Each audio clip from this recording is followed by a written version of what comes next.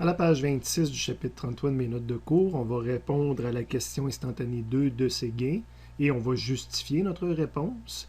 Donc la question instantanée 2 qui est une suite de la situation précédente, donc une particule alpha qui passait entre deux protons fixes. On va aller lire la différence à la page 163 de Séguin. Après une lecture, on s'aperçoit qu'on nous demande même départ que tout à l'heure si on veut, mais là on nous demande quelle est la vitesse de la particule maintenant lorsqu'elle est rendue à x égale moins 4 mètres, donc quand elle est rendue de l'autre côté à la même distance qu'elle était au départ. Intuitivement, on pourrait peut-être imaginer que c'est la même vitesse, que là elle a été ralentie, puis quand elle passe de l'autre côté, ben, elle commence à être réaccélérée, repoussée par les deux plus. Mais est-ce qu'on peut le prouver hors de tout doute avec quelques équations mathématiques? Évidemment, si la particule est rendue ici, ben, sa distance, son R final est rendu ici, là, contrairement à tout à l'heure que le R final correspondait ici. Fait qu'on a une belle symétrie, ce que j'ai mentionné ici, ce qui veut dire que le R final est égal au R initial. Et que je suis sur la même distance à la même distance de la configuration des deux particules. Et là, j'aurais peut-être pas dû la dessiner, là, parce que dans le fond, on passe par là, mais comprenez que je continue puis je vais même plus loin. Donc, ma configuration de particules, les potentiels sont créés par Q1 et Q2.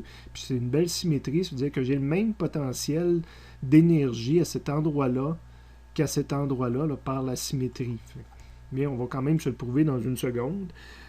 Donc, on va étudier. C'est sûr qu'il faudrait que je fasse le principe de conservation d'énergie, mais tout se joue au niveau du delta UE, la variation d'énergie cinétique. Donc, je vais avoir, par exemple, entre la particule Q1 Q3, j'avais une erreur ici, là, on étudie entre Q1 et Q3, il n'y a pas de variation d'énergie entre Q1 et Q2, il ne bouge pas. Donc, il y a des variations entre Q1 et Q3, entre le début et la fin. C'est KQ1, Q3 multiplié par la différence de l'inverse des distances. Donc, R1, 3, même chose. Là, mes deux ici devraient être changés.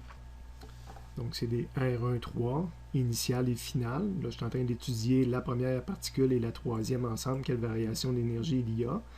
Évidemment, j'aurai la même variation pour la deuxième particule versus cette troisième-là. Donc, je pourrais étudier ces deux paires-là pour voir quelle version qu'il y a, mais j'aurai le même résultat par la symétrie du problème. Donc, dans les deux cas, de toute façon, ça va toujours me donner E fois 2E, là, que ce soit Q2 ou Q1. Puis ici, c'est toujours Q3. Puis, dans le fond, ici, je vais toujours avoir 1 sur R final moins 1 sur R initial. Puis, le R final est égal au R initial. Fait que, dans le fond, ça revient à 1 sur R initial moins 1 sur R initial. Bien, ce terme-là, la parenthèse ici est égale à 0. Donc, évidemment, si la parenthèse est égale à 0, j'ai une variation de 0 en bout de ligne.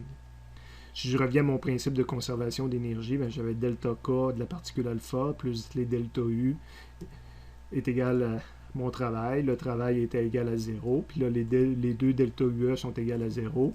Ça fait qu'il me reste juste le delta K alpha qui va être égal à 0. Donc, je n'ai pas de variation d'énergie cinétique entre ces deux extrémités-là. Donc ici, mon vecteur vitesse a exactement la même longueur à la fin s'il n'y a pas de variation de vitesse.